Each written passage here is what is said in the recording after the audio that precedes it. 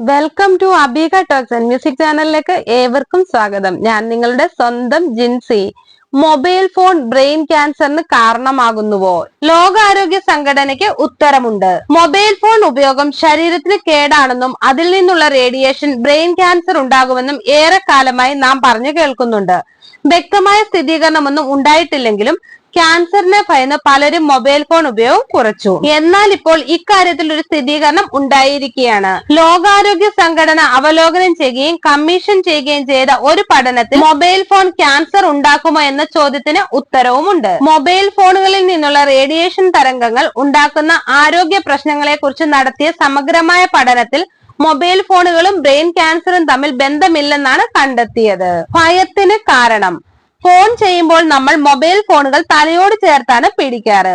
Mobile ഫോണുകളിലെ radio തരംഗങ്ങൾ പുറപ്പെടുവിക്കുന്ന കാര്യവും നമുക്കറിയാം. നോൺ അയോണൈസിംഗ് റേഡിയേഷൻ ആണ് റേഡിയോ തരംഗങ്ങൾ. ഇതാണ് മൊബൈൽ ഫോണിൽ നിന്നുള്ള റേഡിയേഷൻ ബ്രെയിൻ ക്യാൻസർ ഉണ്ടാക്കുമോ എന്ന സംശയത്തിന്റെ അടിസ്ഥാനം. ഏറെക്കാലമായി ആളുകൾക്കിടയിൽ ഒരു ഭയമായി അവശേഷിക്കുന്നു. ലോകമെമ്പാടും വളരെ വ്യാപകമായി ഉപയോഗിക്കുന്ന മൊബൈൽ ഫോൺ നിത്യജീവിതത്തിൽ അത്യാവശ്യമായി മാറിക്കഴിഞ്ഞു. അതുകൊണ്ട് തന്നെ അവ ആരോഗ്യത്തിൽ ഉണ്ടാക്കുന്ന പ്രശ്നങ്ങൾ തിരിച്ചറിയേണ്ടതും ജനങ്ങളുടെ ആശങ്കകളെ അഭിമുഖീകരിക്കേണ്ടതിനും ശാസ്ത്രത്തിന്റെ കടമകളിൽ ഒന്നാണ്. മൊബൈൽ ഫോണിൽ നിന്നുള്ള റേഡിയോ തരംഗങ്ങളും ബ്രെയിൻ ക്യാൻസറും പൊതുവെയുള്ള ആരോഗ്യ പ്രശ്നങ്ങളും തമ്മിൽ ബന്ധമില്ലെന്ന നിലപാടിലായിരുന്നു ഈ വർഷങ്ങളിൽ അത്രയും ശാസ്ത്ര സമൂഹം. റേഡിയേഷൻ ക്യാൻസറിന് കാരണമാകുന്നത് എപ്പോൾ?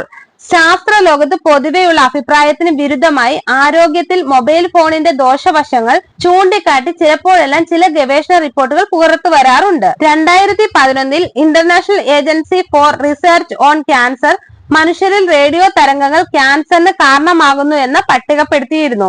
എന്നാൽ ഇതിന്റെ യഥാർത്ഥത്തിലുള്ള അർത്ഥം വ്യാപകമായ തെറ്റിദ്ധാരണയ്ക്ക് കാരണമാകുകയും ആളുകൾക്കിടയിൽ ആശങ്ക വർദ്ധിപ്പിക്കുകയും ചെയ്തു. ലോകാരോഗ്യ സംഘടനയുടെ തന്നെ ഭാഗമായി IARC മനുഷ്യരിൽ നിന്നുള്ള പരിമിതമായ തെളിവുകളുടെ അടിസ്ഥാനത്തിലാണ് ഈ സംഘടന റേഡിയോ തരംഗങ്ങളെ മനുഷ്യർക്ക് കാർസിനോജനിക് ആണെന്ന് പട്ടികപ്പെടുത്തിയത്. എപ്പിഡെമിയോളജിക്കൽ സ്റ്റഡി എന്നാണ് ഇവയെ വിളിക്കുന്നത്. നിരീക്ഷണങ്ങളിൽ അധിഷ്ഠിതമായവയാണ് ഇവ. ഗവേഷകർ പലപ്പോഴും ആശ്രയിക്കുന്ന ഗവേഷണ ഉപാധിയാണ് ഇതെങ്കിലും കണ്ടെത്തലുകൾ സാമാന്യവൽക്കരിക്കാൻ കഴിയുകയില്ല. ബ്രെയിൻ ക്യാൻസർ വന്ന രോഗികൾ അവർ കൂടുതലായി മൊബൈൽ ഉപയോഗിച്ചിരുന്നുവെന്ന് പറഞ്ഞതിന്റെ അടിസ്ഥാനത്തിലുള്ള നിരീക്ഷണങ്ങളായിരുന്നു IARC പഠനത്തിന്റെ അടിസ്ഥാനം. എന്നാൽ ഇപ്പോൾ ലോകാരോഗ്യ സംഘടനയെ അംഗീകരിച്ച പഠനം കൂടുതൽ ഡാറ്റയെ അടിസ്ഥാനമാക്കിയുള്ളതാണ്. പഠനഫലം എൻവിറോൺമെന്റൽ ഇന്റർനാഷണൽ ജേണലിൽ പ്രസിദ്ധീകരിച്ചിട്ടുണ്ട്. മൊബൈൽ ഫോൺ ഉപയോഗം തലയെയും തലച്ചോറിലെയും ക്യാൻസറിന് കാരണമാകുന്നില്ലെന്ന് ലോകാരോഗ്യ സംഘടന നിർദ്ദേശിച്ച പഠന റിപ്പോർട്ട് ദീർഘകാലവും ദീർഘനേരവും മൊബൈൽ ഫോൺ ഉപയോഗിക്കുന്നവരിലും അപകട സാധ്യത കണ്ടെത്തിയിട്ടില്ല.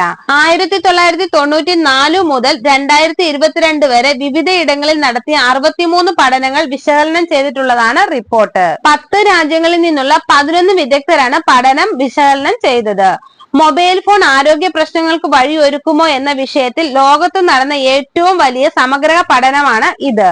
Australian radiation protection and nuclear safety ഏജൻസിക്കായിരുന്നു നേതൃത്വം. മൊബൈൽ ഫോണിൽ നിന്നുള്ള ഇലക്ട്രോ മാഗ്നറ്റിക് റേഡിയേഷന്റെ പരിണിത ഫലം സംഘം അവലോകനം ചെയ്തു. കുട്ടികളെയും മുതിർന്നവരുടെയും തലച്ചോറിലെ ക്യാൻസർ, പിറ്റ്യൂട്ടറി ഗ്രന്ഥി, ഉമിനീർ ഗ്രന്ഥി, ചെവി എന്നിവിടങ്ങളിലെ ക്യാൻസറുകൾ എന്നിവയെ കുറിച്ചായിരുന്നു പഠനം. മൊബൈലിന്റെ ഉപയോഗം വ്യാപകമായിട്ടും തലയിലെ ക്യാൻസർ രോഗികളുടെ എണ്ണത്തിൽ ആനുപാതിക വർധനവ് ഉണ്ടായിട്ടില്ലെന്ന് റിപ്പോർട്ടിൽ പറയുന്നു. മൊബൈൽ ഫോണുകളുടെ ഉപയോഗത്തെക്കുറിച്ചും തലച്ചോറിന്റെ ആരോഗ്യത്തെ ബാധിക്കുന്നതിനെ കുറിച്ചും ധാരാളം ചർച്ച ചെയ്യപ്പെട്ടിരുന്നു. ആശങ്കയുടെ തോത് ക്യാൻസറിലേക്ക് വ്യാപിക്കുന്നു. ഇത് കുട്ടികൾക്കും മുതിർന്നവർക്കും ഇടയിൽ ഒരു പ്രധാന ആശങ്കയാണ്. കുട്ടികളുള്ള മാതാപിതാക്കളോട് ഒരു വാക്ക്. 14 വയസ്സിൽ താഴെയുള്ള കുട്ടികൾക്കുണ്ടാകുന്ന ചില ദോഷവശങ്ങളെ സംബന്ധിച്ച് ചില പഠനങ്ങൾ ഈയിടെയായി പുറത്തു വന്നിട്ടുണ്ട്. പഠനങ്ങൾ തെളിയിക്കുന്നത് ഗുണമായാലും ദോഷമായാലും കുട്ടികളെ സംബന്ധിച്ച് ചില കാര്യങ്ങൾ പറയാൻ ആഗ്രഹിക്കുന്നു. കുട്ടികളുടെ ത്വക്ക് മുതൽ എല്ലാ അവയവങ്ങളുടെയും വളർച്ചയുടെ ഘട്ടത്തിൽ ആയതിനാൽ മൊബൈലിൽ നിന്നും ഉണ്ടാകുന്ന വൈദ്യുത കാന്തിക തരംഗങ്ങൾ മുതിർന്നവരെക്കാൾ വേഗത്തിൽ കുട്ടികളെ ഗുരുതരമായി ബാധിക്കുന്നു. വീഡിയോ കാണുന്നതിലും ഗെയിമിലും മറ്റുമുള്ള മൊബൈൽ ഉപയോഗം പതിവാകുന്നതോടെ കാഴ്ചശക്തി കുറയുകയും വിഷ വിഷാദം, വാശി, ദേഷ്യം വർദ്ധിക്കുക, പഠനത്തിൽ ശ്രദ്ധ കുറവ് തുടങ്ങിയ ആത്മഹത്യാ പ്രവണത വരെ ഇതുമൂലം ഉണ്ടാകുന്നു. ചുറ്റുപാടുകളെ അറിഞ്ഞ് കളിച്ചു വളരേണ്ട പ്രായത്തിൽ മൊബൈൽ ഫോണിന്റെ ചെറിയ സ്ക്രീനിൽ അവരുടെ ബാല്യം ഒതുങ്ങിക്കൂടാൻ പാടില്ല. മൊബൈൽ വേണമെന്ന് വാശി പിടിക്കുന്ന കുട്ടികളെ രക്ഷിതാക്കൾ അതിന്റെ ദൂഷ്യവശങ്ങളെ പറഞ്ഞ് മനസ്സിലാക്കാൻ ശ്രമിക്കുക. നിങ്ങൾക്ക് ഈ വീഡിയോ ഇഷ്ടമായ ലൈക്ക് ചെയ്യുക, ഷെയർ ചെയ്യുക, എന്റെ ചാനൽ സബ്സ്ക്രൈബ് ചെയ്യുക. മറ്റൊരു വീഡിയോയുമായി വീണ്ടും കാണാം. ബൈ. Thank you.